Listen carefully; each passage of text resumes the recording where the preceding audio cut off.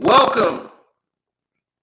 You're talking to your boy Carcino here, and welcome.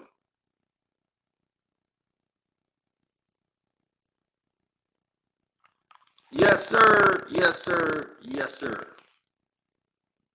Now, once again, problems, issues. I'm seeing the like buttons. I'm seeing the hearts. I can see it here. The audio is weird.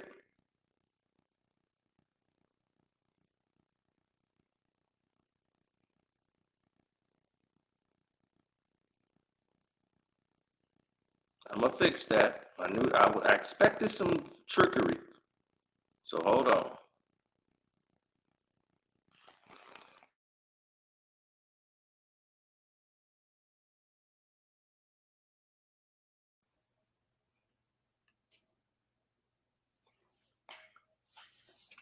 What about now?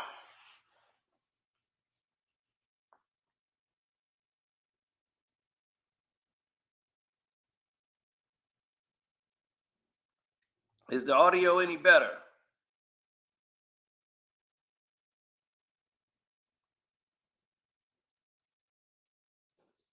Okay, there we go. Now we getting somewhere.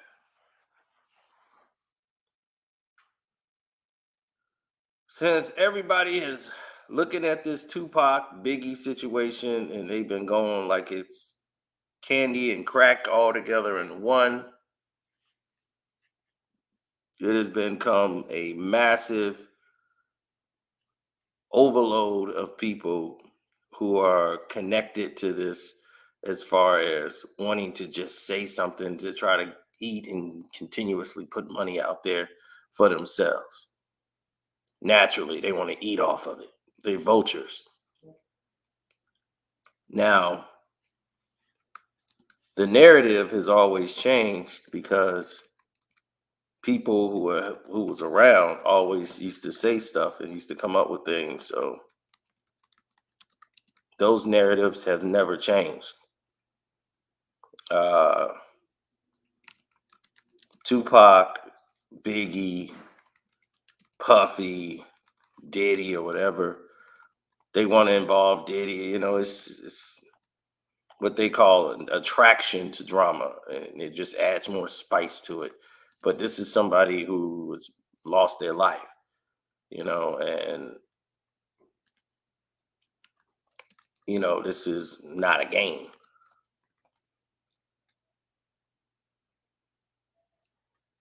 So you had Reggie Wright and you had Wack 100 go on a show and basically try to throw what's his name, Suge Knight under the bus over Keefe D, right? So listen to some of it. To put it on. Suge don't know. Suge can't see. Suge can't see past that. Suge can't see past. Let me tell you what I do know, Reg. Let me tell you what Suge is. To all you super Suge lovers, Tupac lovers. Watch he this. hurt me with that. It was a well-known fact. Baby He hurt Lane me. that's dead was the gunman, right? Reggie. Yeah. Did Suge not go give Baby Lane $60,000? Okay. Let me correct that. Let me correct that. Suge was in prison. Was in prison. He was in county jail. Scared as shit. Fighting for his freedom because they were threatening with 9 years. Reggie Wright Jr. and his general manager, his brother-in-law at the time, Norris Anderson, and his attorney David Kenner went and met with Edie Fall, which was Baby Lane's and KPD. You know, every hood pretty much attorney back then that had a little money. We went and met at an office in Seal Beach at his office. They were threatening, you know, to sue and all of that. I don't know, but David Kenner convinced us that it would be good if Orlando came and testified for sure, so he wouldn't have to go to jail. I'm just trying to show y'all. Hold on. Go ahead. It's already a well-known fact that this is the man that killed Pac. Correct. So why is he even that ain't even considered? Because he's trying to save his own. He's trying to save. Hold on. When it comes to himself, Pac. Exactly. And he gave it back. So I keep telling y'all. We gave him $60,000.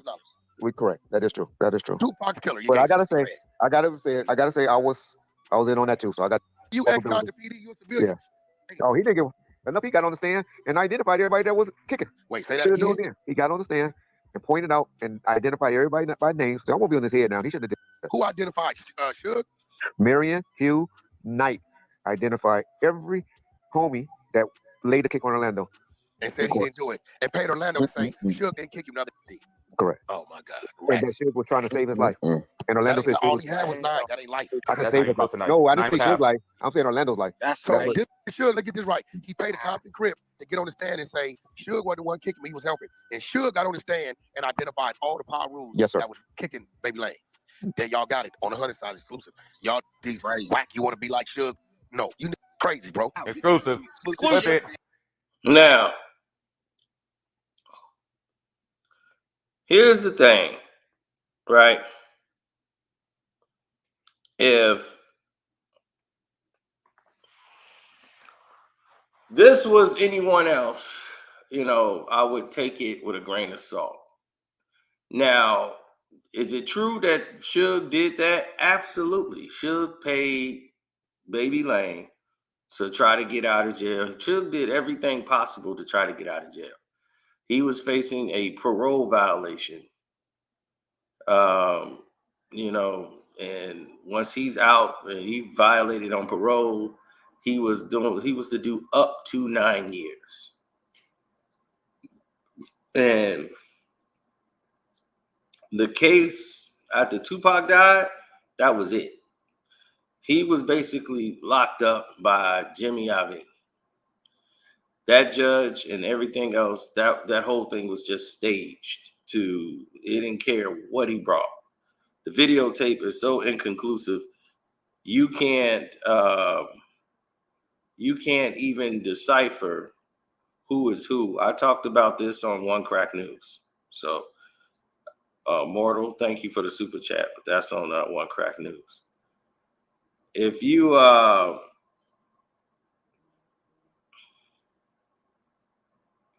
look at the main story, right, and you look at the situation for what it means and what it represents for everybody involved, if you're looking at, let's say, total picture, big picture,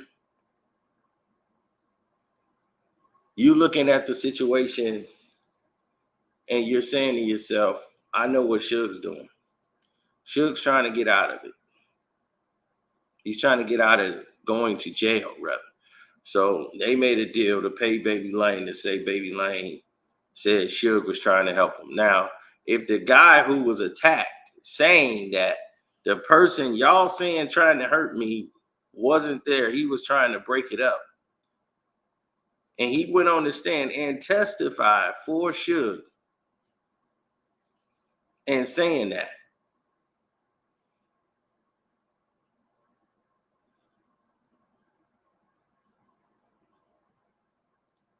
how did that man go to jail for violating his parole for, they saying, a kick? Suge Knight went and gave out turkeys. He went and changed the lyrics on the song, saying nobody will say nothing bad about Jewish people no more. You couldn't say anything. The word Jewish was taken out. You couldn't say nothing bad about Jewish people no more on rap records. So he made the Death Row double CD. They put that out to get some extra money, like right after Pac died. And they had Ice Cube on there, and they had No Vaseline added to it, where he took the word Jew out of all. Every time Ice Cube said the word Jew or Jewish, it was wiped out of the song. Suge Knight saying that we're not going to do that here at Death Row anymore. All to try to keep from going to jail. It didn't matter what he did. They were sending him to jail. Yeah, the greatest hits, that was just out there to get more money so they could funnel that into the lawyers in the trial case to get up some more money, dropping a double CD. Saying we got unreleased Tupac songs on here, and we're going to sell this double CD, we're going to get this money, and we're going to come back right away. Boom, boom, boom. So that was paying for the trial and everything else. He paid $60,000. Reggie was right about that, the negotiation for this, and it went down, but Reggie was involved. This is basically an illegal situation, even though he come into an agreement with the lawyer because they was going to sue Death Row and everything else for being attacked. Now, if you got a criminal case going on and if you cut a deal with the actual person who was the victim, why is there still a case about his parole saying he violated for throwing a kick? And then they sentenced him and gave him 9 years for throwing a kick. They said, well, look like right there you throwing a kick. No appeals was going to be heard or nothing. He just had to go to jail. They had to get him off the streets. That's what that was about. You just lost a big asset in Tupac. You couldn't keep him safe. So now his life is gone.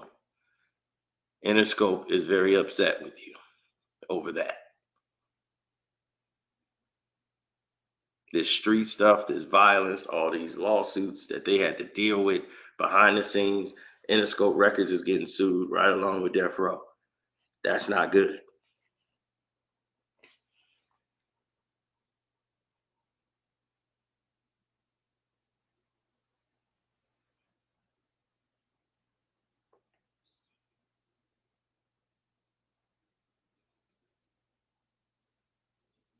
Well, the scenarios change. Always it's a different scenario for every situation that's involved. Because if you look at everything full circle, you start to see that the situations just don't make any sense.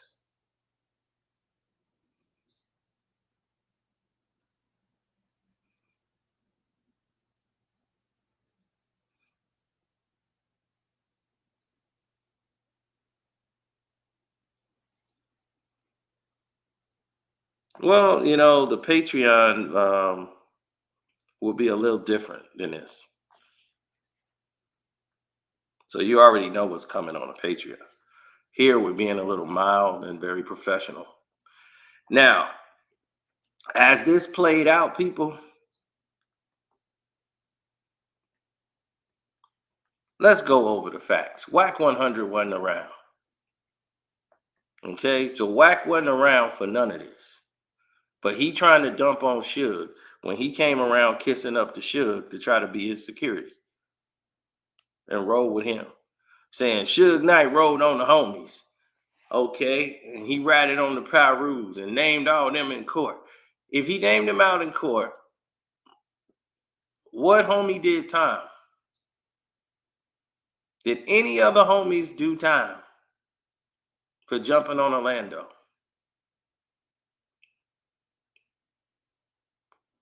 Wack 100, Reggie, answer that question. Did any of the homies do time for jumping on Orlando? The only person that did time was Suge.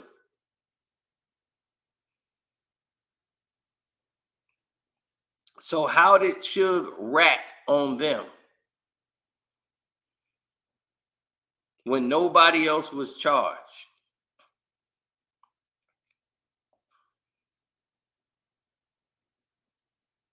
You see, this is how they get people fooled and they get people's minds all messed up. They telling these stories from a whole different area. He said his name is Reggie. Yep, they telling it from a whole different angle. Now the angle has changed, right? Now the angle is, oh, he told on that dude and he paid Orlando, who was supposed to be Tupac's killer. He a rat. Wack 100, a guy who goes on Clubhouse, talk about street and gang business on a federal recorded and watched and monitored system, Clubhouse. knowing you can go to jail for half of the stuff you talking about. And you rolling around with a rat who worked with the federal government and Tekashi 6ix9ine. And talking about you, his manager. You running around with a rat, talking about you managing a rat. Somebody who cooperated with the federal government. You up here capping for him with lies. No, see, because I'm like, you can't tell me. I've seen the paperwork. He wasn't some civilian. We had this discussion. I interviewed Wack.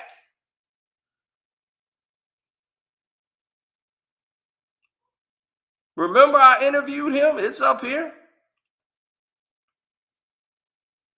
I interviewed Wack and what he had to say. He came right up in this interview and said what? That dude is a civilian.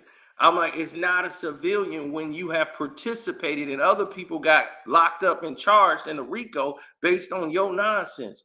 He went and got a guy a case telling him to go down to the hotel and shoot at the hotel just so they can take that footage and use that.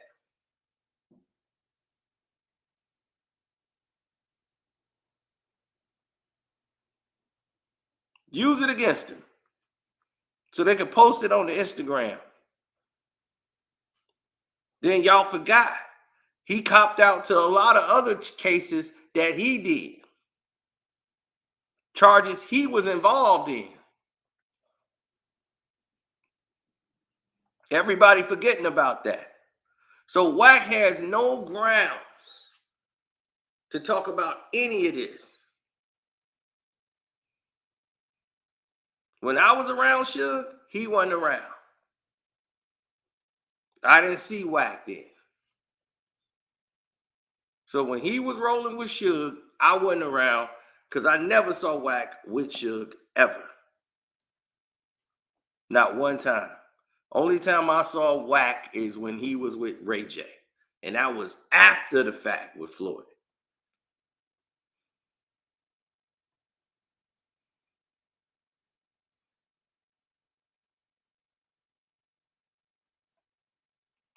Right. I went into court. It was me by myself. I could have went home. I didn't even have to have a case. All I had to do was say one name, any of them. I would have been at home. I had no criminal history, nothing. Record squeaky clean. College student. All I had to do was say a name and I go home. And now I'm like, please, give me my phone call. It didn't even cross my mind. And when I went to trial, guess who was in my courtroom for me when I was there? Nobody but me. They wasn't coming to court.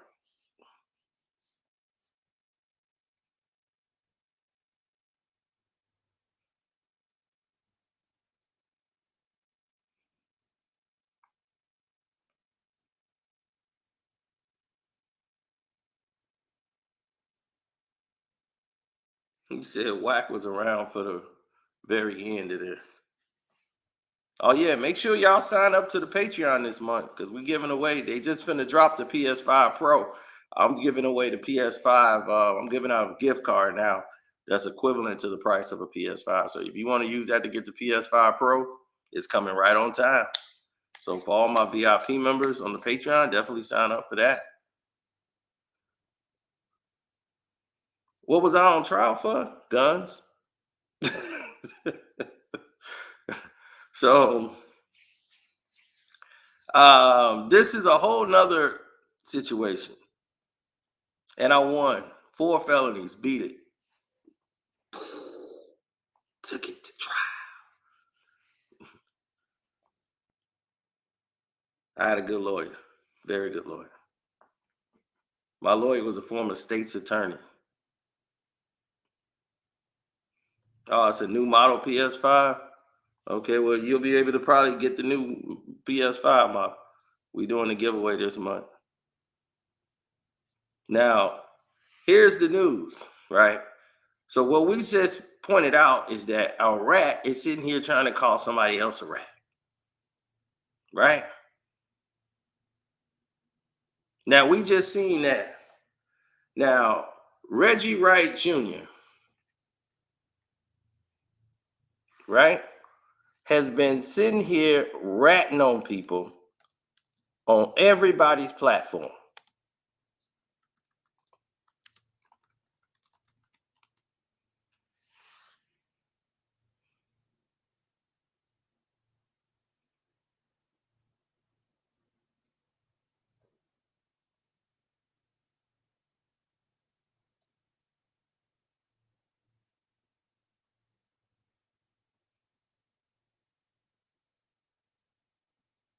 Mm-hmm.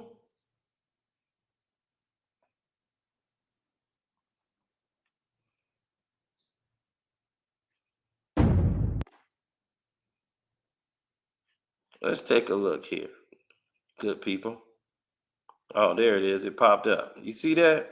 Let me try to blow it up for you. Let me take this comment here and take it down. Boom. And y'all see what that says? Biggie got murdered by a mob Paru named Poochie. I arrested him before on cocaine and assault weapon charges. Now, who said these words?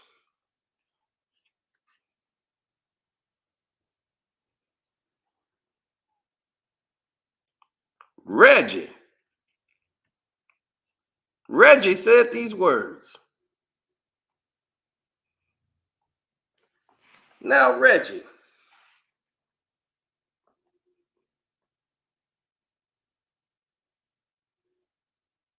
that's according to what they said on the Art of Dialogue. That's not, I don't believe that. So if anybody's listening, that's not my words. I do not believe it. That was in the title that they had. I don't believe it. So this man has been dry snitching on YouTube, saying this person did it and this person did not do it, without really saying alleged anything. They putting it all in their titles and everything, and he just going along with the flow. And in his belief, he believing that's what happened, right? That's Reggie. Reggie Wright, or what you can call him Reggie Wrong. This man has told a bunch of lies about Tupac. This man has been inaccurate. The man said he never got the letter that he was fired from Tupac for being a security. And Yaz put the letter out to the world. You could see that Tupac faxed him that he was fired, so he did get it. He's saying he never saw it here. Oh, she put something up there. If he fired me, I never saw it. Then he came right back saying, well, he fired me. I said, F him. He don't want to work with me. He didn't fire me. So I'm like, F him. F that dude. Mm-hmm.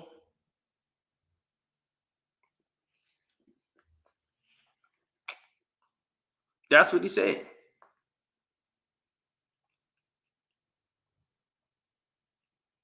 And remember, Reggie himself just got out of jail. Reggie just got out of jail. Him and his daddy, former Compton PD, they were indicted in the 22 personal federal grand jury probe. As predicted, it was laid out and released, and after that Tupac movie came out, right? 22 members of the Grape Street Crips and the Peter Road Mafia were charged and arrested by a federal grand jury with multiple drug and money laundering offenses. This was in 2017.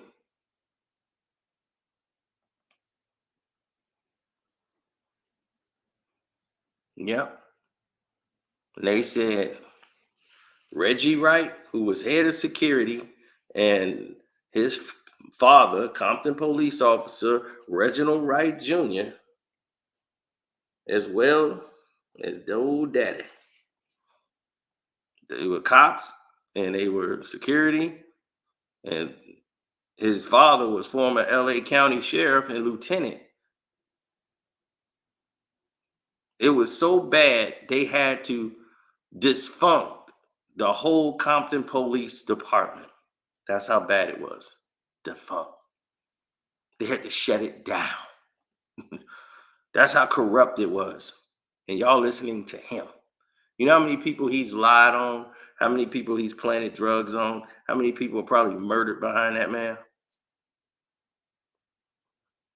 And y'all taking his word for anything? He's a lie, cheat, stealing dude doing all this.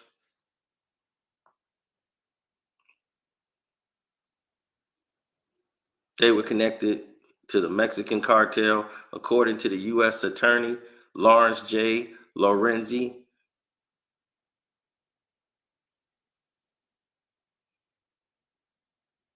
He said they determined that these individuals established a pipeline of illegal drugs through the Mid-South area. As members of the Grape Street Crips, they supply heroin, marijuana, methamphetamines, cocaine, and various other pharmaceutical drugs to the Peter Road Mafia gang, who then distribute the drugs through the Western District of Tennessee and the Mid-South area. The two indictments are the results of extensive investigation by federal, state law, and enforcement officials who began it in 2013. There's nothing new to all of this. Everybody know this. He served his time. He cut a deal and served time. Both Reggie Wright Jr. and Sr. were referred to in the Missing Narcotics from Evidence Locker CPD Internal Affairs Report, now known as the Compton Corruption Report.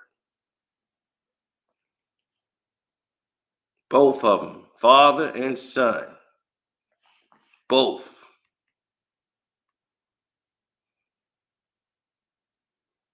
And y'all want to follow behind him and believe what he got to say about Tupac and anything? No. Lie, cheat, steal. That's what they know about. Lie, cheat, steal. The devil will tell you the truth every now and then and weave it around another lie.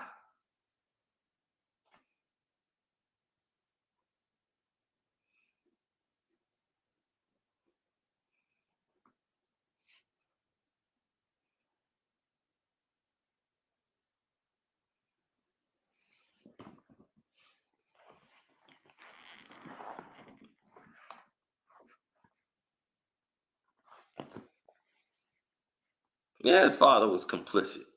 And he put his nitwit son to go run around with Death Row. He didn't want the job. They didn't offer it to Reggie. They offered it to his daddy. And his daddy put this nitwit son. He was like, let Junior do it. He loved hanging around rappers. He got their poster on his walls.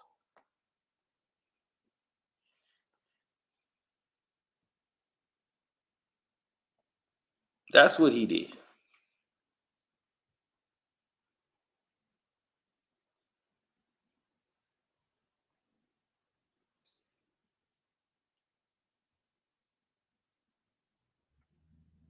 That's what I'm saying. Y'all be getting jiggy with the wrong type of people. And that's why I be saying I don't want nothing to do with this dude. I don't like dirty cops. To me, my opinion, dirty cop. Him and his daddy, dirty. Ain't nothing worse than a dirty cop. They don't respect nothing. He a ruthless vato. That's why I never shake his hand, bro. He don't respect nothing.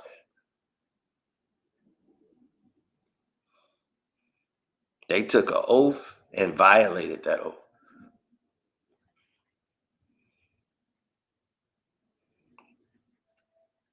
So you got a guy who was hugged up with a rat,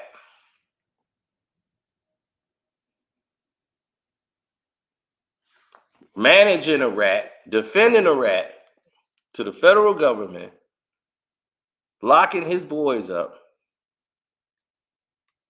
right? Tekashi 6ix9ine and Wack 100. Then you got Wack dry snitching all the time.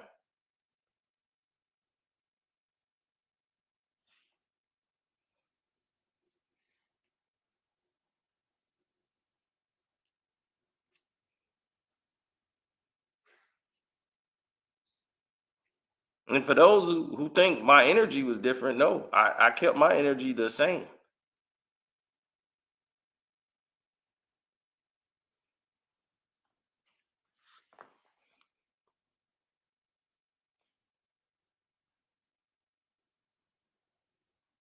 There you go.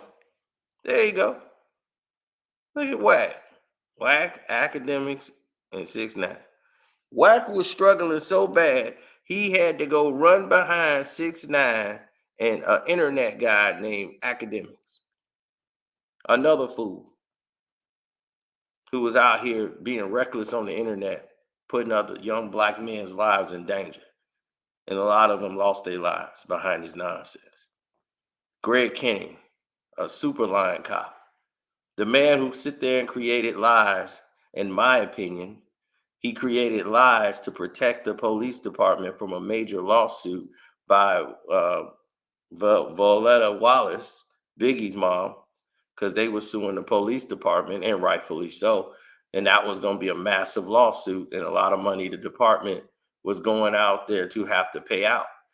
And like Russell Poole said before he died, he said this guy went ahead and came up with every lie he could come up with to try, that was his job, is to try to undermine Russell Poole's whole argument of what really happened, find anything that goes into another direction and paint it away from what they saying it is so that they can say, nope, we solved the case. It's going this way. It's not going the way y'all said. We got evidence to go this way. So you can file your lawsuit and keep spending money, but you'll keep losing in court, which they was. They was going to just keep it going through court, and she'll just have to keep paying money to the lawyers, and they're not going to win the case. So they eventually had to drop it because Greg Kenny did a solid by the police department in saving them millions of dollars to pay out to Violetta Wallace for the infraction. But Greg Kenny's story is a complete lie.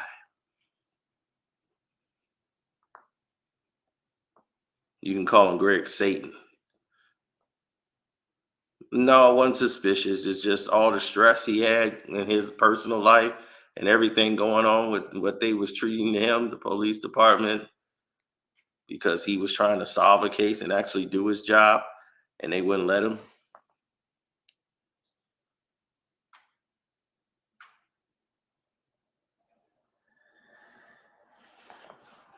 So we got it on record that you and your daddy are two dirty cops. You serve your time. We don't know how many people you rolled on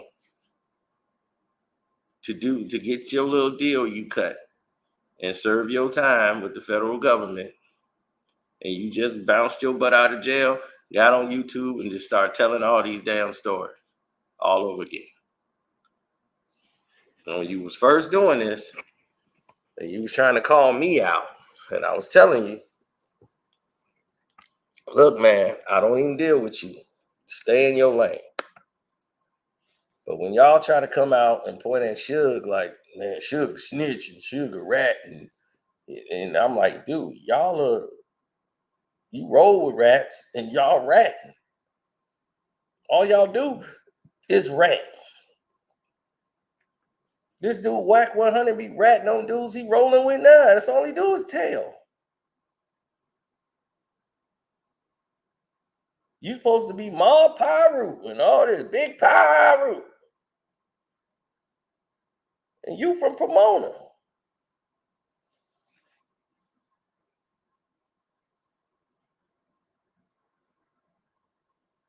You don't run LA, Wack. You gave that a illusion and tried to make people believe that don't know no better. Like, cause everybody be like, oh yeah, Wacko. Yeah, I know Wacko. Like people heard of Wacko, like, yeah, Wacko and all. So he was running off the confusion. that people was assuming he was wacko by saying whack, because they was. People ain't from LA, they ain't gonna know the difference.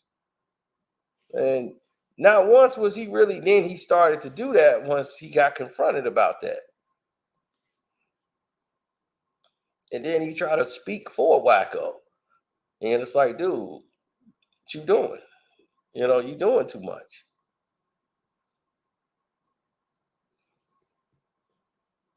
Right, that man is a record producer. He ain't out here in the streets trying to show everybody he the toughest dude in the world. He's out here, he's a businessman. Out here trying to grow and help other people with their lives. That's what Wacko's doing. He's trying to do things the right way.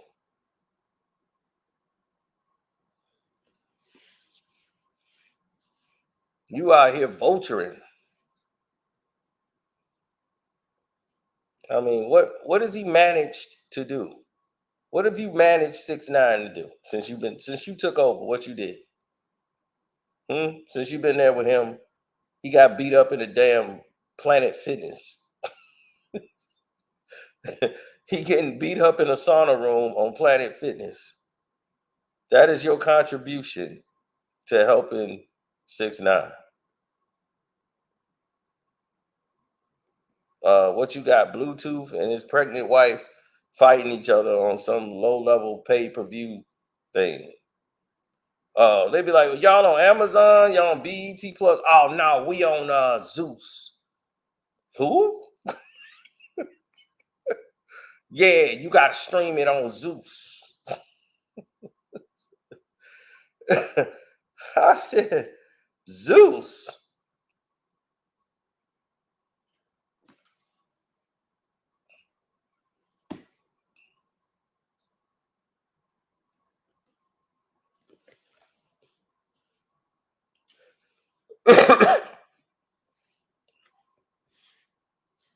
Yeah, well, that's what they want to do. But they ain't gonna make it. Everybody's mind is different.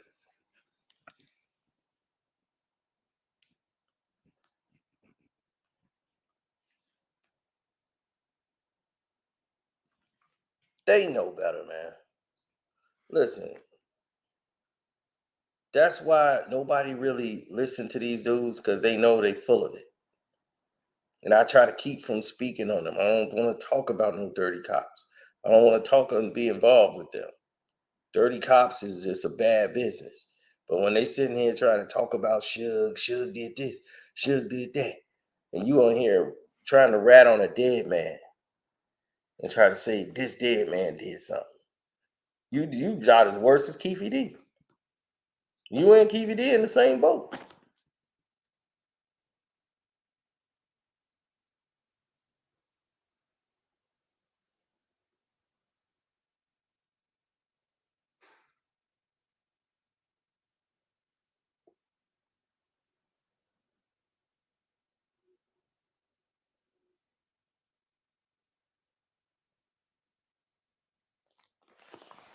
So my thing is,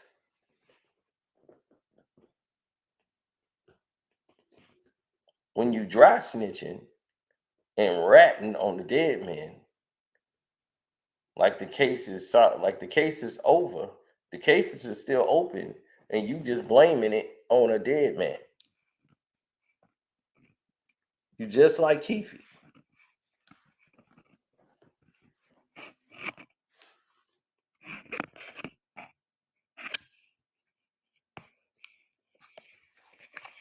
Man, all of them do it. They all do it, B.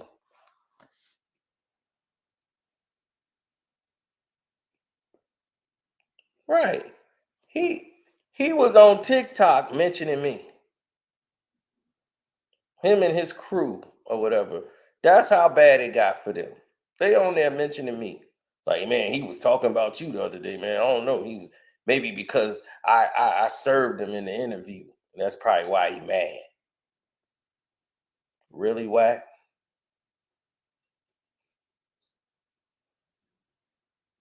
We ain't gonna go into how your wife don't deal with you and you going through that divorce. We ain't gonna bring that up. We ain't gonna bring up the fact your wife followed me on social media, on IG. We just gonna keep that quiet, real quiet. We're gonna keep that real quiet.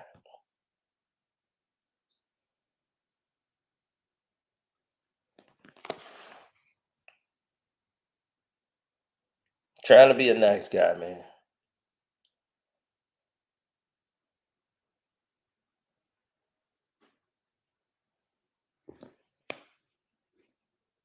I know. She's a trailblazer too. That's right.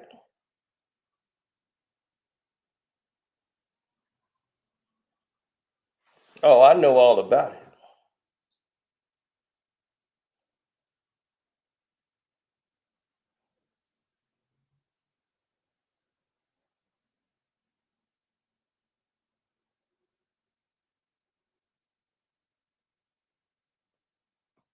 Oh, he knows what I'm keeping quiet.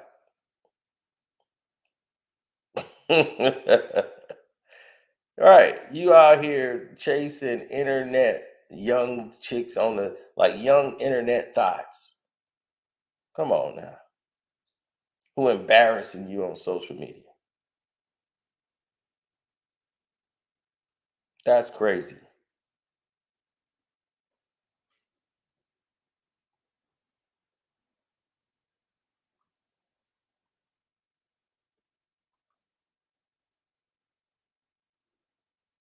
Puffy did not put a hit on anybody, period. It's a lie. Y'all believing a rat. A lying rat. Stu will tell anything he can to get out of it. Y'all believe in Keefe D. He's the one that's telling you this. No one else has told you that in the world. Keefe D told y'all, and y'all running with it like, I knew it. Y'all should be ashamed of yourself. The dude was in the car that was with them when they went to go kill Pop. Admitted to that.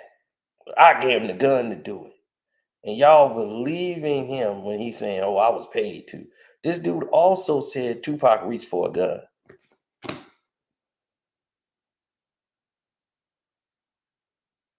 Keefe D said Tupac reached for a gun.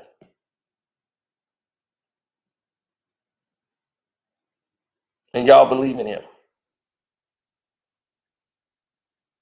This dude will lie and do anything to try to get out of the situation.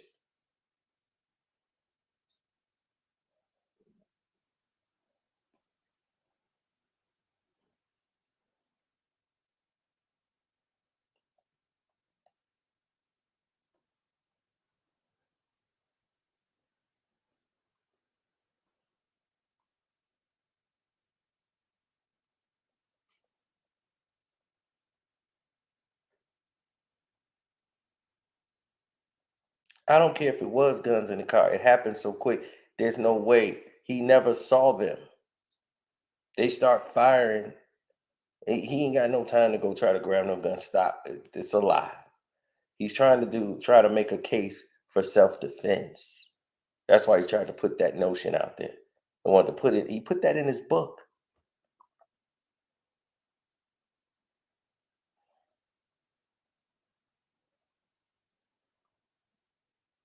Then said they was promised $1 million. Please. You think Puffy was gonna pay? Puffy didn't have $1 million just to kick it around to somebody in 1996. They was broke as hell in 95. They were living off of Clive Davis's money. The checks was just starting to come in. They was doing tours and shows to get paid. The money wasn't like it is today. They didn't get their millions until 1998.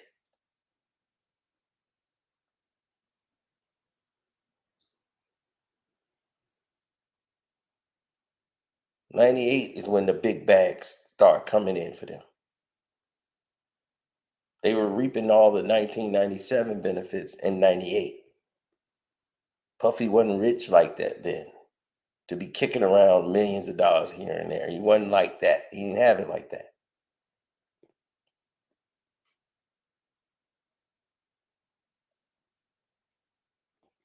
I'm like, man, Biggie debuted in like what, 90, 95? They was just getting started. So how he gonna be spending millions of dollars on here's $1 million for a hit?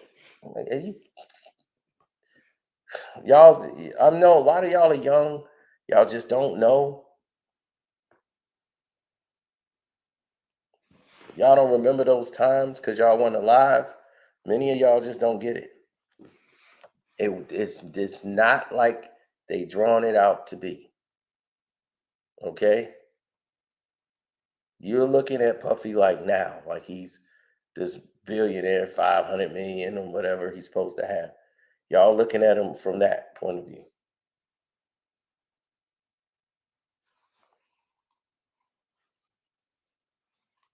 You 42, so you still will be relatively young at that time, but at least you in the ballpark.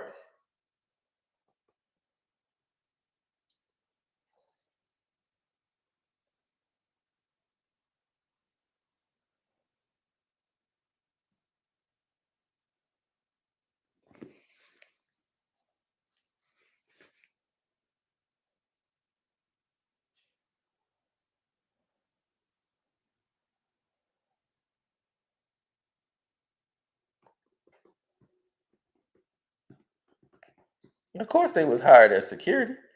When they come to town, Keefy D and all those dudes, yeah, they was gonna provide extra security to help with the professional security that they had.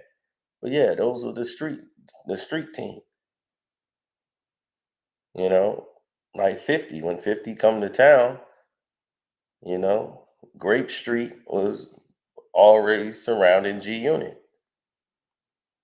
You had them dudes from Grape Street. Where you think Monster and them dudes was was doing? Monster was the head of protecting 50.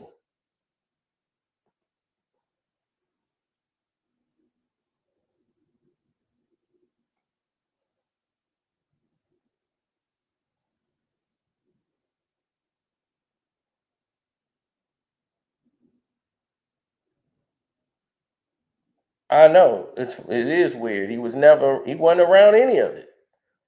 So if he could talk about it and then get mad if I talk about it, you weren't there, Sino. I'm like, buddy, boy, do you know what I know? Do you know who I know? I was more around it than you was. You was locked up.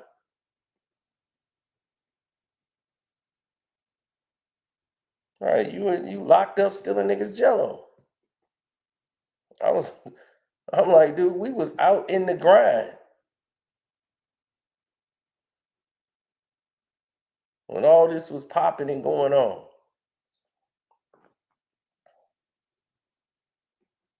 You see, you got to realize Kel blew up in 1994. All that came out in like 1994, 93. And all that blew up. Kel Mitchell, Kenan and Kel, that blew up in like 94. Method Man, all the people, Brian Robbins brought all of them, everybody from Def Jam over there. And they made the movie, the show, and everything. That was all, we was right there. Keith Murray, all of them. Def Jam, whole thing, whole situation, all the rappers, managers, the A&Rs, everybody around.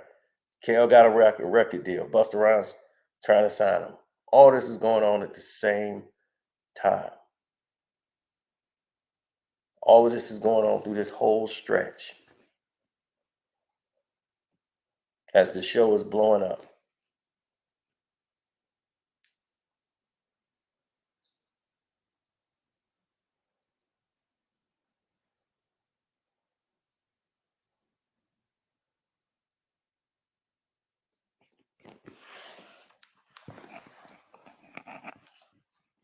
Yeah, well, Rhyme of Reason came out the week Biggie died. Like it came out the week before he died, actually. The movie, the Rhyme of Reason soundtrack, and then the movie came out. Like he died like the next week after it was out.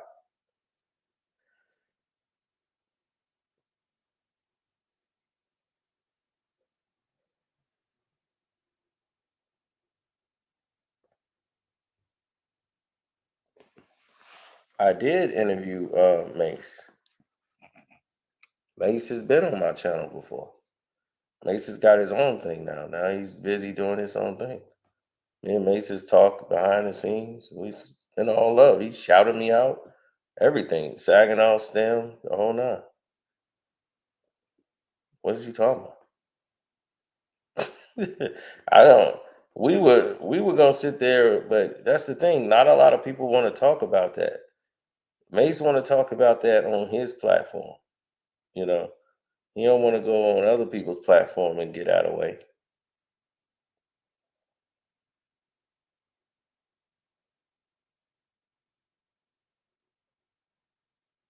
I wasn't in the field. In the field of what?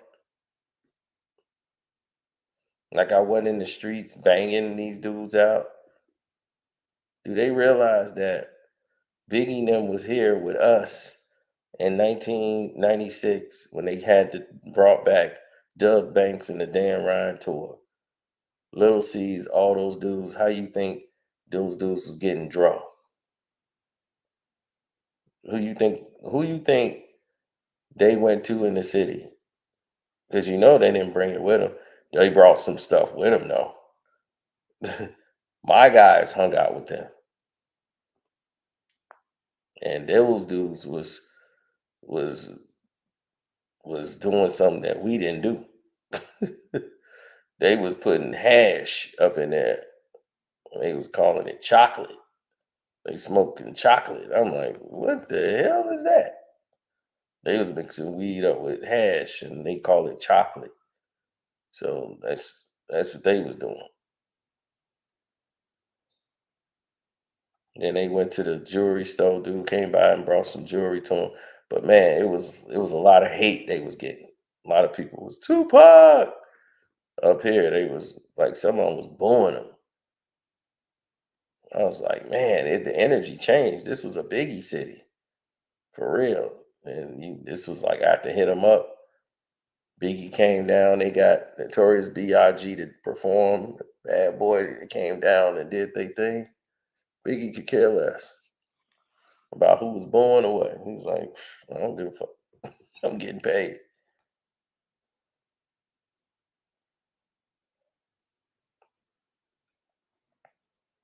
That's what I'm saying. So I was out. All the rappers used to come here anyway. If you was doing any tour at any show, you came here. And back then, they go to the mom and pop shop. They sign autographs. They, you know, any concert that come here. I'm backstage. I know them all. I was the one that was helping with the I Am tour. We're like basically the roadies. I got the photos from it. That's why I told y'all what happened behind the scenes. That's how you think I get all this information? How you think I know? If I went around a lot of this stuff, I've seen so much. It's crazy. They would have came out and said, man, you the biggest liar in the world by now. You know, they tried to do that at first, and then they was like, damn, that's true. Somebody just confirmed that on the show the other day. Sino, remember you said that 6 years ago? That's right. You was telling the truth. I'm like, I know I was. Like what Mace is telling y'all right now, y'all like, wow, he think they got out in Vegas. I'm like, I know he got out in Las Vegas. I'm like, Clyde Davis got them out. Mace was with Diddy now. They all left together. So when he said that he got left, what he ain't trying to tell y'all is he was in the hotel room with Brandy.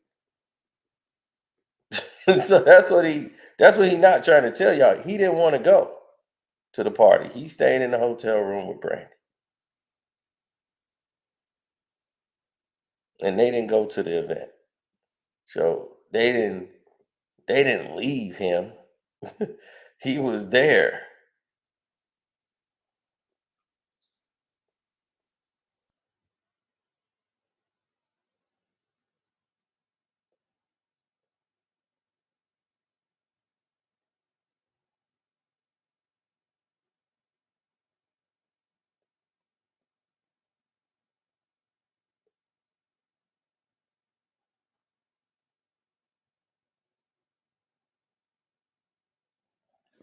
He said he came out to death certificate at George Music Room in 91. Okay, that's what's up. That's what I'm saying. All the rappers used to come to the mom and pop spot. When Capadonna first came up here, and we met Donna, like he was doing his own promo then.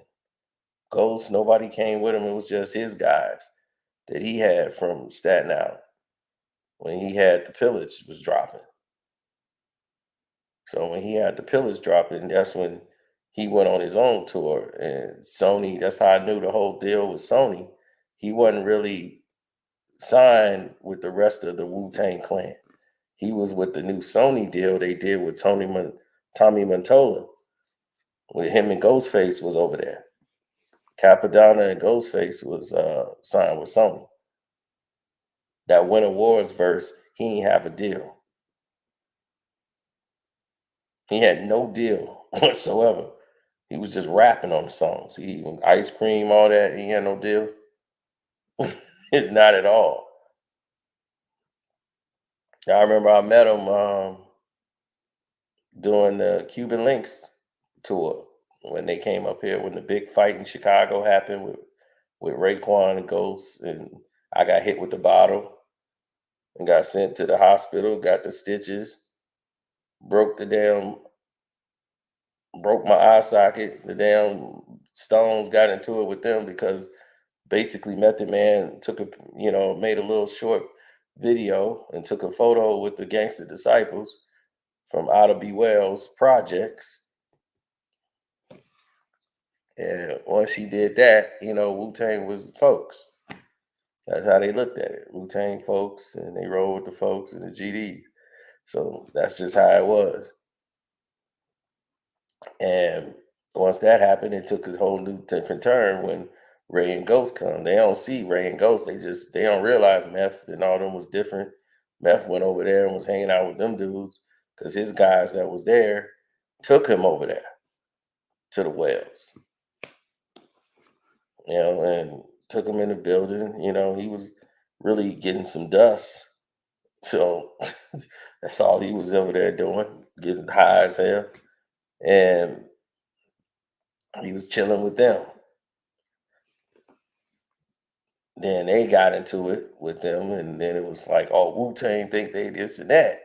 So when they had this place in a place they never have concerts, Operation Push was the location. Pink House put it together. Rest in peace to him. And they had it right there on Drexel. And this is Operation Push is Jesse Jackson's facility. Like, this is where the Rainbow Push, like, they do everything. Like, We Shall Overcome, this big hall. This is where Jesse used to give all these speeches. Key to the City, Harold Washington. This is like, oh shit, that's the bat. This is prestigious, right? You know what I'm saying? This is a prestigious place.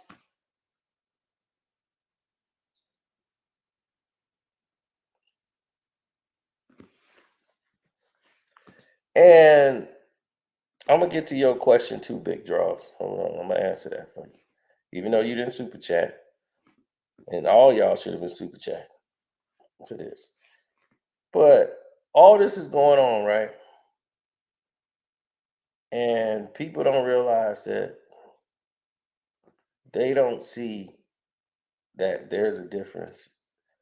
Like, there's certain places you do your activity, but you don't do it there. Like, you don't bring your gang stuff into that. And they shot at these dudes in the alley. They shot at Ray and Ghost in the alley. When they was pulling up to go through the back way, they got shot at. We heard the shots. Like, man, somebody shooting. They were shooting at them. So they came in there like, we ain't doing the show. Now I'm in the crowd. You know, I get all this later and after the fact. But they was in there because I was wondering why it took so long. And they had King Just in there from New York too. He did No Flows to the Rodeo. No flows on the rodeo. So they don't know. They just thought he was a Wu-Tang dude too. And they just showed up right when he got on stage. All the Chicago dudes and everybody that was local did their songs, no problem. Soon as somebody, it was Here Come the Wu, and it was King Just. They didn't really get there till late. And then they slung a bottle at him. And these were some dudes that was like straight out the joint. One dude had like a movie villain. He had like a big slash over his face, eyes, and everything. I'm like, where the hell they find him? Like, what's going on in here?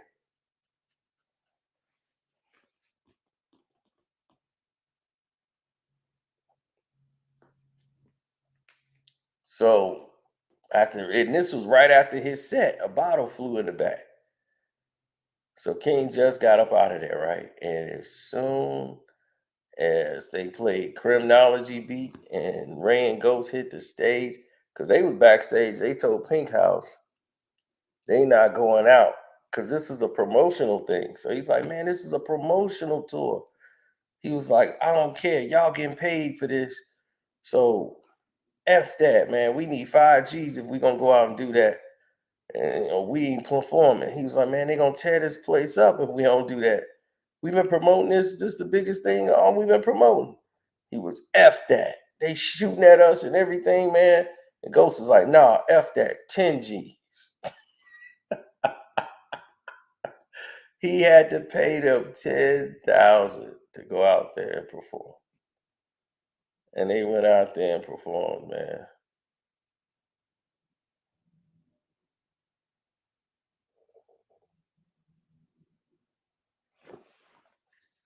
And as soon as they hit the stage, the bottles was flying. And you couldn't see nothing. The lights are so bright on stage. I'm like, one of them gonna get hit with these bottles. Bottles are flying all over their head. It's like nothing but bottles flying at Wu-Tang. And they can't see it because they missing them. It's going way over their head. And then one came like right at Ghost's head, and he saw it at the last second. He ducked. And that bottle went past him, and he looked, you mother, right there. And the beat's going on. He ain't even going on with the song no more. And Ghost is cussing him out. Then Ghost just grab a bottle, start throwing it back at him, cussing him out, telling him to come on stage. It was going crazy. Capadonna just stood back, and he had a big medallion. One of the bottles hit his medallion and broke. Like, and I'm sitting there taking pictures. Like, I had all this great footage, man. Y'all would have been loving this. And my eyes closed because I'm looking through the camera lens, and Ghost threw a bottle, and it just went out of the scope of the lens. And I'm like, man, I was like, where is he throwing that? Boom! I got hit with a bottle, fell off the seat. I got up. I had my free album. I had everything, man. I'm sitting there. I go to the back, right? And right away, like my eye, everything's like bleeding. And I know it's bad because I open it up and it's just blurry. I think he cracked this orbital bone like right here.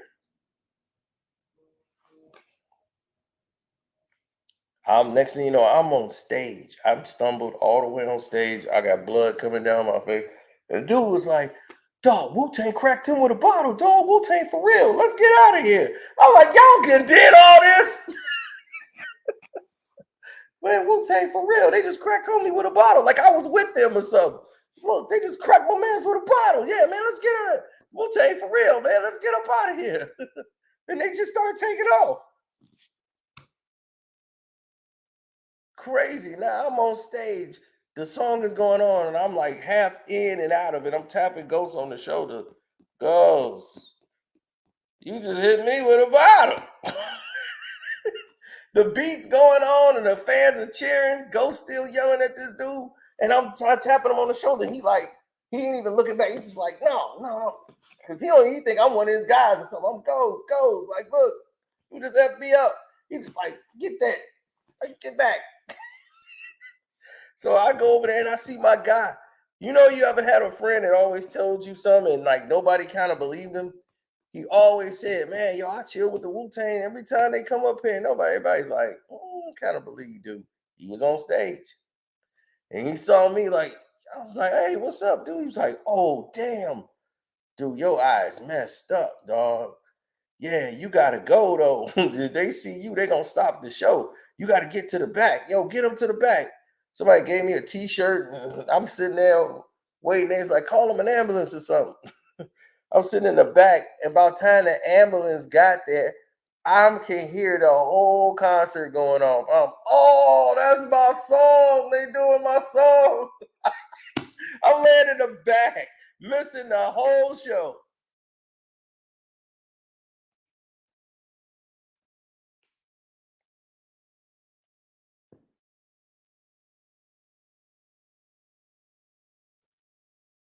I'm missing the whole show. Yeah, I'm lucky I can still see out of it. It's still damaged from the bottle hitting it. It ain't 100%.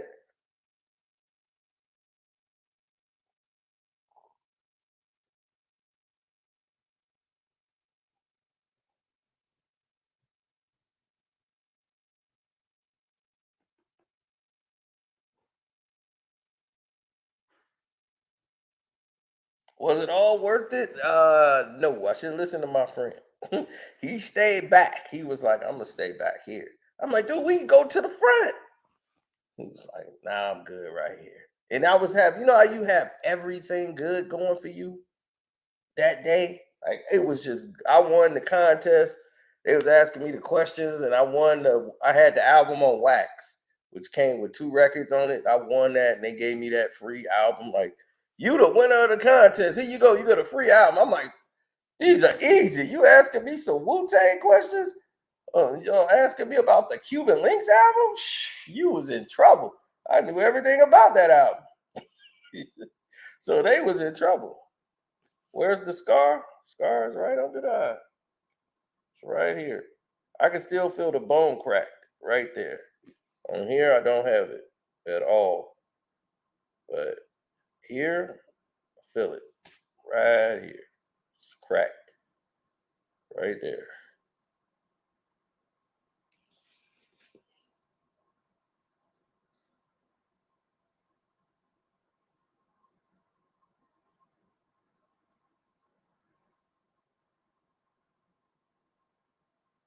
Yeah, my sight was impeccable. You know, my mom always had good eyesight.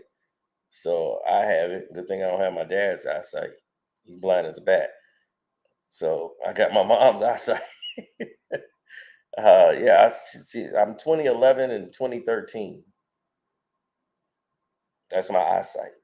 This eye is like 2013. This is like 2011. In case you don't know, that's very good. That's very good. So even the damage in this eye that makes it 2013 in this eye, 2011 is like, god damn. But right now, that was years before I started using a laptop. Now that I'm using a laptop, my eyes has gotten a little damaged because of the laptop.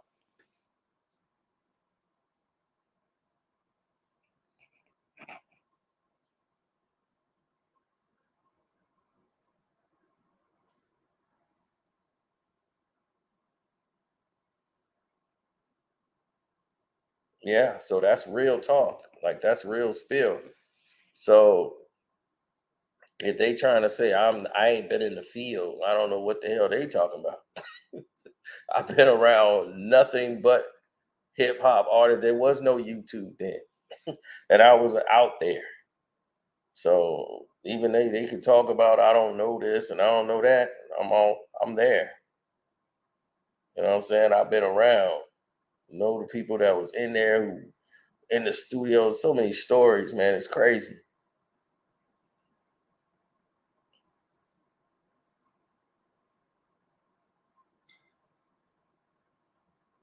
Yeah, then I got stitched up in the hospital by an assistant. I was like, they took me to the hospital that was the closest one to them.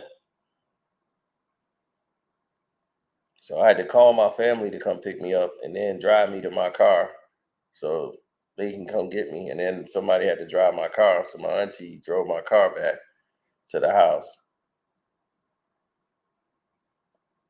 But man, the dude was like, the guy's like watching him, and he's like, is this it? Is this enough anesthetic? Doc, did I do it right? And I'm like, dude, why you keep poking me in the eye, dog? Watch what you doing. He's dripping the damn stuff in the Novocaine stuff in my eye. I'm like, dude, you ain't gonna make it as a doctor. Don't train me. Get a professional doctor to do this. He was like, okay, now make another loop. The doctor sitting there watching him put the stitches in me. I'm like, dude, I ain't no experiment. I got insurance. Dude, get me to a real doctor. Then here come the cops. All right, who hit you with the bottle and this and that? I'm like, man, I don't know, man. Ghostface. That's who did it. Ghostface. Yep, Ghostface. Yeah, I got hit by Ghost. Who is that? I don't know. That's just the name I know. What's his real name? I don't know. So they wrote down that hurt me too in the lawsuit, in the whole lawsuit. No, I didn't. I knew they wouldn't know who the hell a Ghostface was. They weren't gonna. This is way before the internet. Like, no. Now if you say Ghostface now, they can go and do a trace. They weren't gonna find out who no goddamn Ghostface was back then. They know what the hell I was talking about. I know Ghost's whole name. I didn't give him up at all.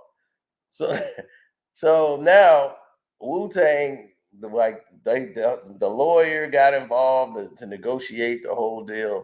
First they was like, you finna sue Wu-Tang? I'm like, I'm not suing Wu-Tang. They just finna get a bill and pay it.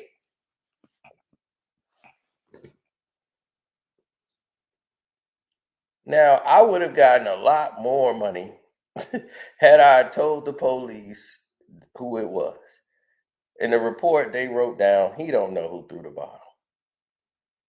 That's all they wrote on the police report. He was hit with a bottle. He don't know who threw it. So now if the police report, like if we go to trial, they get a copy of the police report, they ain't going to pay the bill. So RZA's brother, he actually negotiated the deal.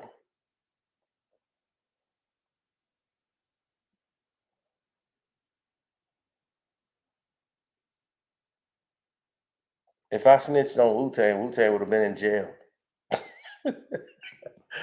Ghost would have been in jail. They would have went and arrested him right then and there. They didn't arrest him. Nobody went to jail, bro.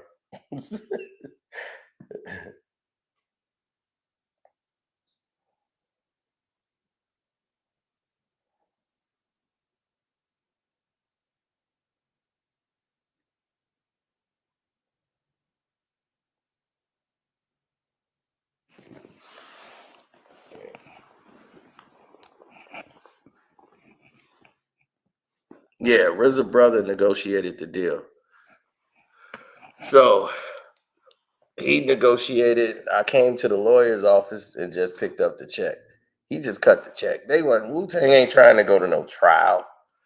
Ain't nobody got time for that. And my lawyer wanted, I'm like, look, we know how to handle this. Like, black folks know how to handle this.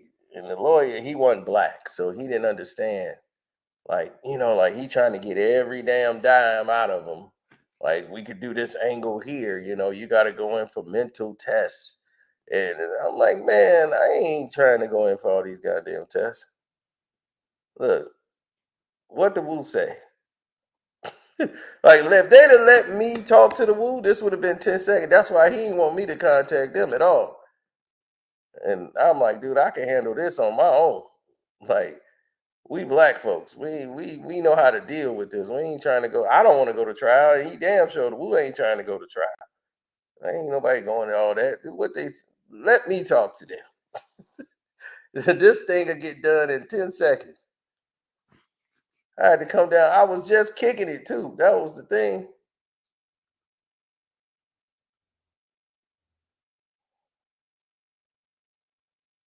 Oh yeah, I got paid. I got like 20 G's out of it.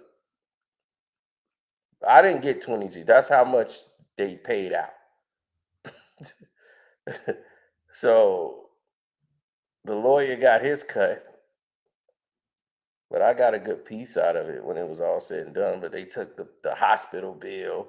I'm like, hospital bill? I'm like, I paid that. That was on my insurance.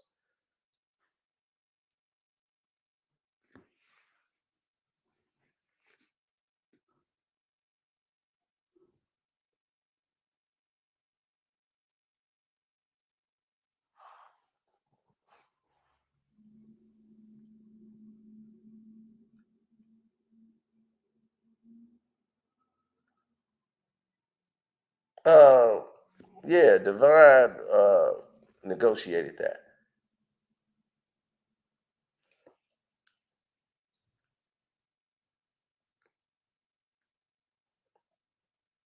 He negotiated the whole thing. It was like, look, we finna make all this disappear. We done with that.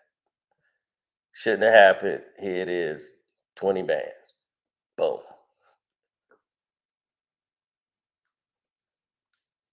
I'm like, bet. Divine gave us 20 bands.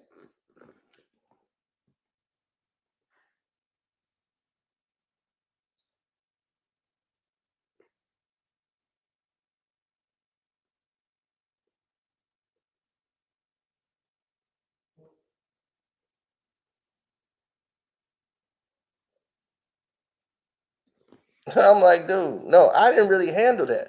At that time, I didn't go get no lawyer. My family went and got a lawyer. I had a lawyer before I even knew what was going on. They was like, this your lawyer. He finna make sure they pay you for this and pay your insurance and pay everything else. I'm like, oh, okay. Yeah, my family took care of that. I didn't have that. I didn't go search him out. I ain't do none of that. They already had this stuff in motion. I'm just like, let me get involved. Everybody else was doing the whole thing, excluding me. I'm the one that's finna get paid. I'm like, look, I'm the one that's gonna get paid out of this. Everybody thinking they was trying to do it for me, but what they was doing was trying to get it ball rolling so they can get a cut. That's what they were doing. They were getting the ball rolling because they was like, look, we finna get a cut. That was their whole thing.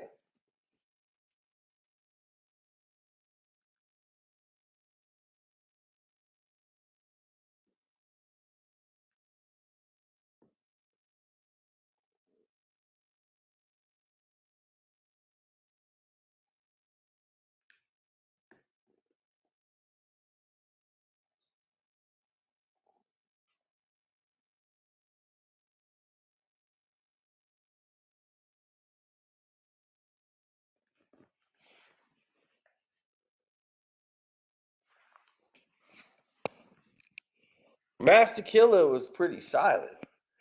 The most of the stuff he did was like he lived a very like quiet life.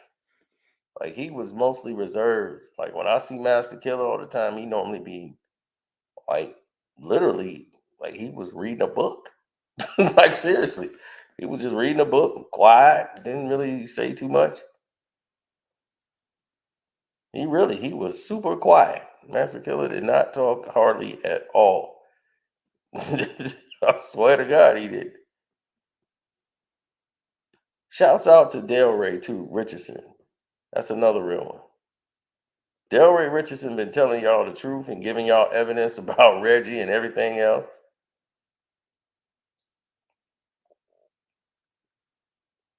Rakifi D has told so many lies. First, he said it was Orlando who did it, right? And he put it in his book.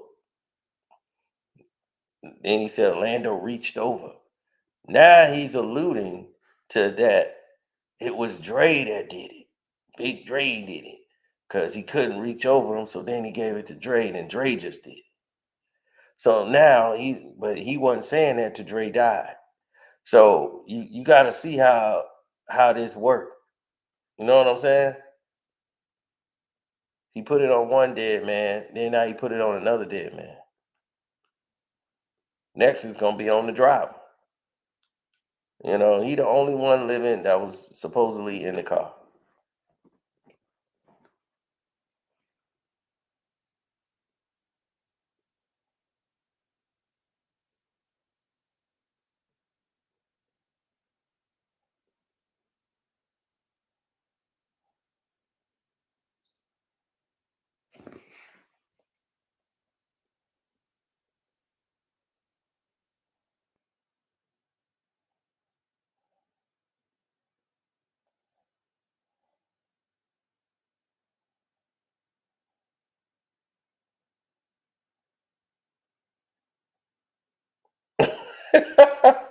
What 200?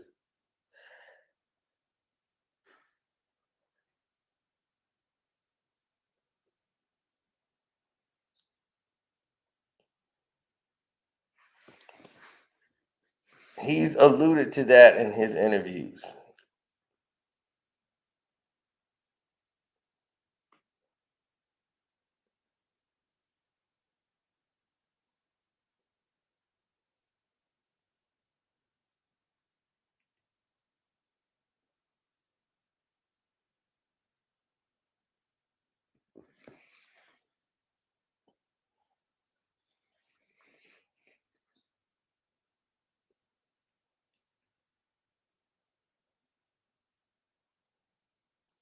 When Tupac was shot,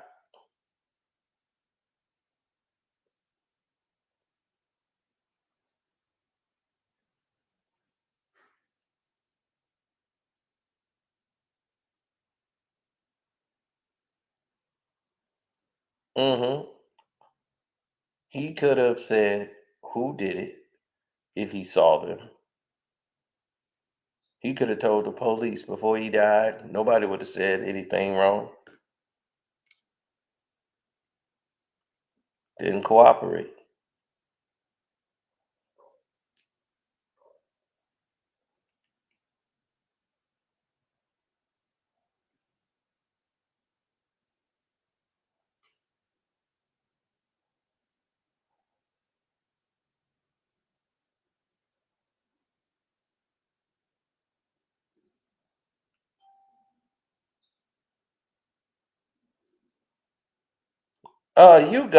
He the one that pisses me off out of the group.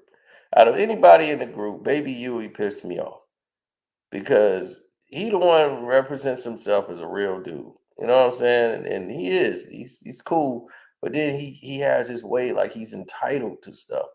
And it's like, dude, you was barely in the clique. You know what I'm saying? You want no dude. They said, man, we got to get him on there. We got to put him in the crew because his rhymes. You know, like, come on, man. You were the beatbox man. You were the beatbox man. Like Method Man and Capadonna be ripping, and you was the beatbox man. You was over there in Staten Island, getting down, beatbox in the corner. His thing was hustling. That's why he's barely even on the first album. You God is probably on one song. Period. If I'm mistaken, maybe two. If that. 2 verses. He's barely on the album. He was in jail most of the time. He wasn't on the album.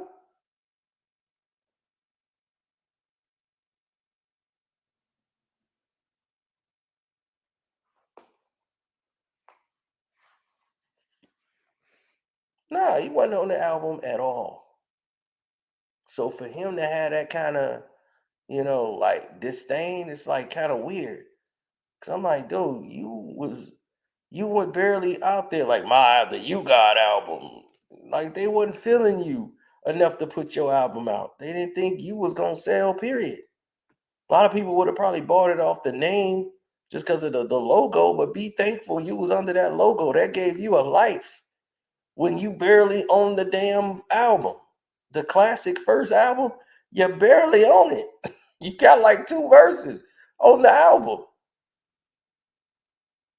Be thankful they put you in the group.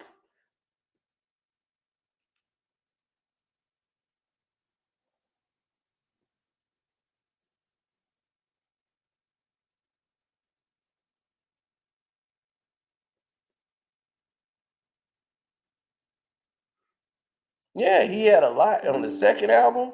He had a lot to say.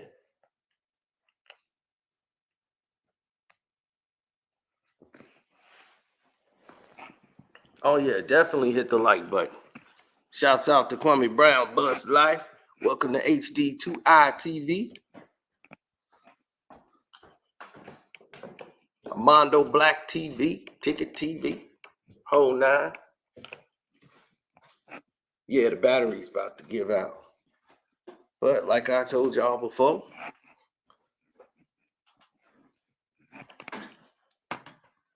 Reggie's been lying about Tupac the whole time. He never liked Tupac. Tupac never liked him. I have been correct on that. Dale Ray Robinson backs it up. Even shows that he was fired. Tupac's auntie didn't like what he said in a video, put that out.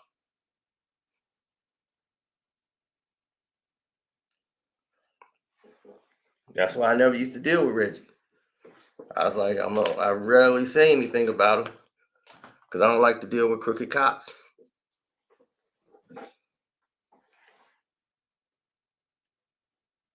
And his whole claim is Reggie like to say, I wasn't a cop no more when I was doing my thing.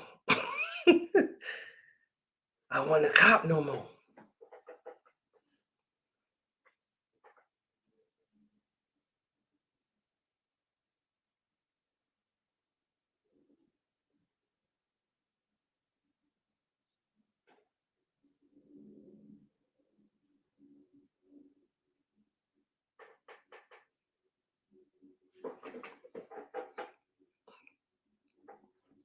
Well, that's what people do nowadays. So, anyhow.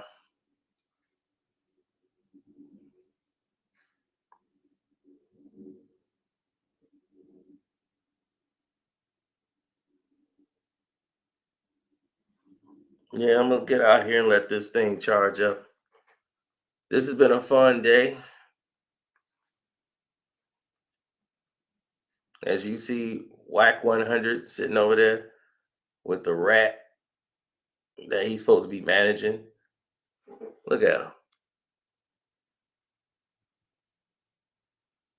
You rolling around with kids, academics, and snitch 9. This is your legacy.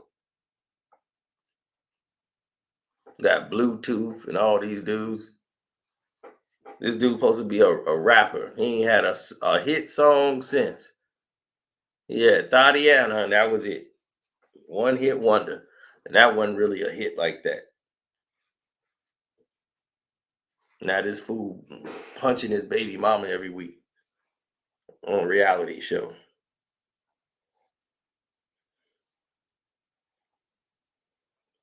And I'm like, they just as ratchet as can be.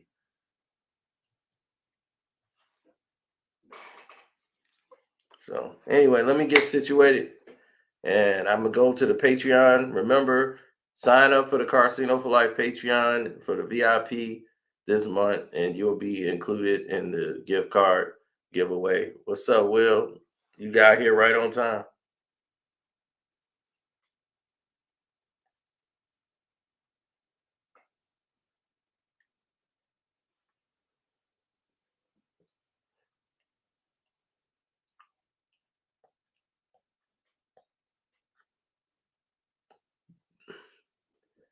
Muff the Cowboy. Let me tell you something. Puff had money back then. Puff didn't have money like that to be just throwing $1 million away. He ain't have it like that, bruh.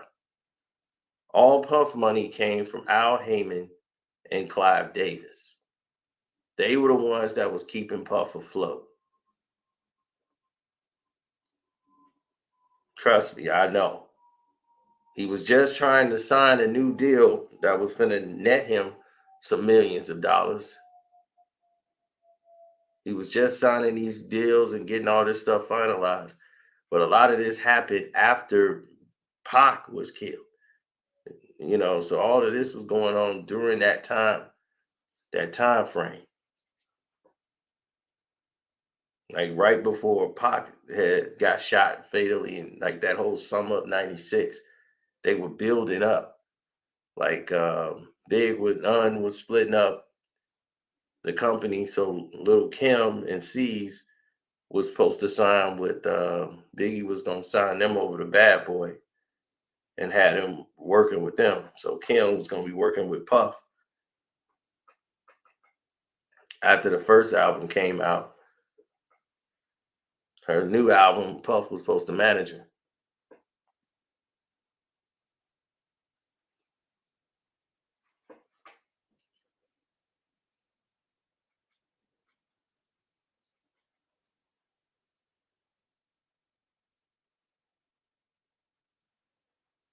I just know what was going on, Mr. Wild.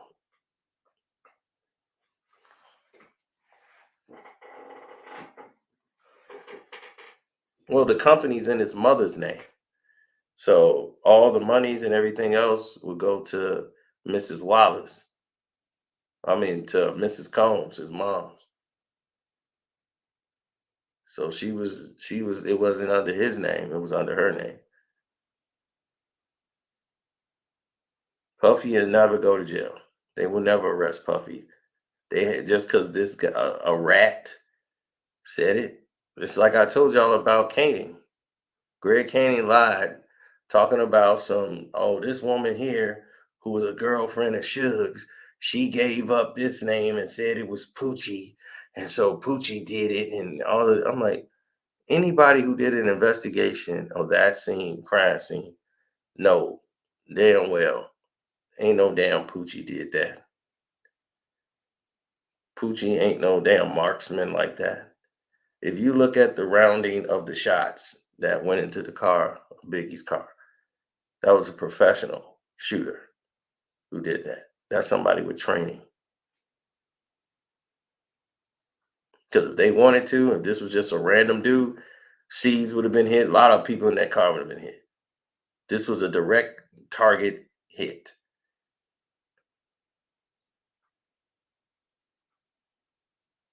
And ain't no street dude off the street finna shoot that accurate. The grouping of the shots will show you, if you look at the door, that that's a professional. It's not like the Pac hit. The Pac is wild. All the shots are like all over the place. So that's how you know that wasn't an officer shooting. That was some gangbanger shooting type stuff. And the way they shot, they were on an angle. They weren't eyeball to eyeball with them. It was shooting at a slant. So the way you can look at the car will tell you the difference.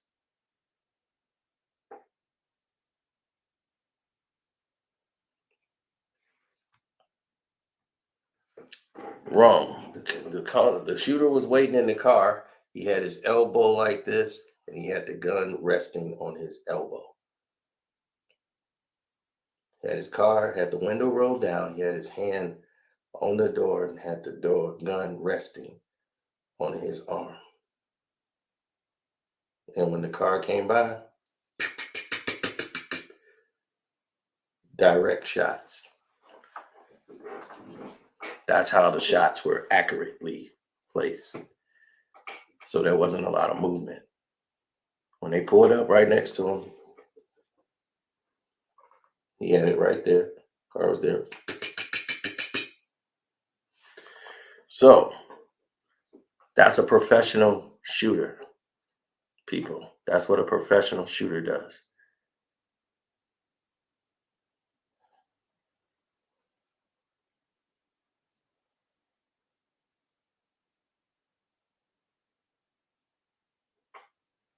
No, I'm not talking about. I'm saying the Tupac shooting, where I said it came in on a slant in a comparison to one to the other.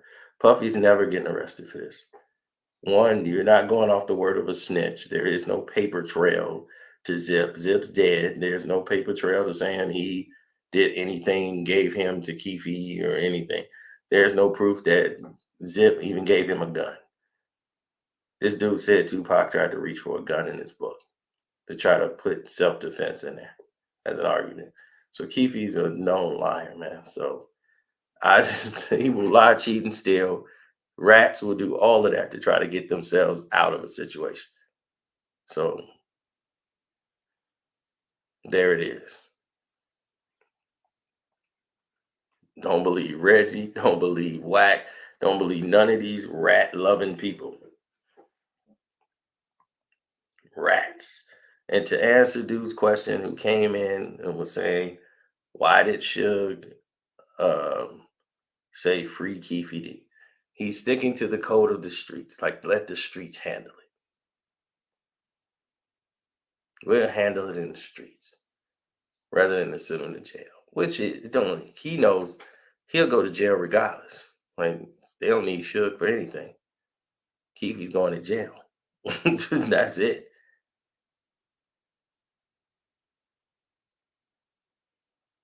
No, Marcus, I'm just not stupid. Marcus Scott, I'm not a stupid man. So because I'm not a stupid man, I don't just want to root because the crowd want to see it and it's exciting for them because Biggie and Puffy didn't like it. Puffy ain't never have a problem with Tupac that he want to take his life.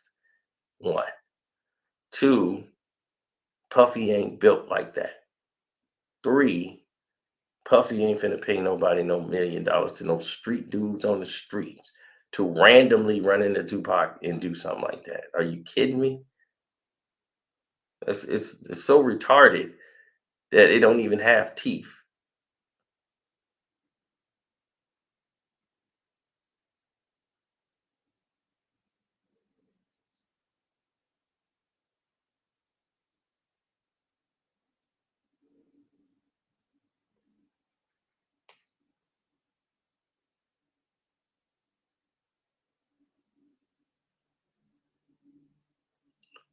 Keefe D tried to lie. No, Keefe D lied. All of them lied, man.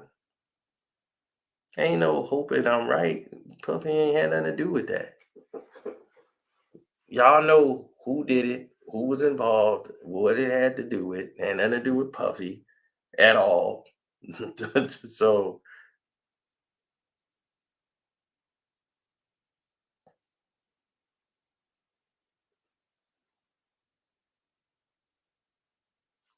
buddy, I know the people that was around Puffy. Now, Puffy is the type that'll beat you up. Hey, you beat up. Now, I believe that. Now, he might hit you with a kettlebell and throw a champagne bottle upside your head. Ding! But Puffy ain't about taking nobody's life. He ain't built like that. Plus, he wasn't even in that kind of power yet.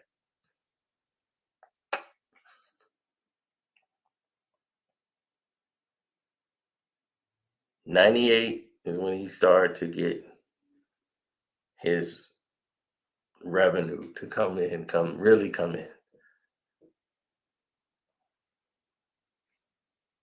Back at that time, he was hood rich. He was not at like where Suge level was at that time.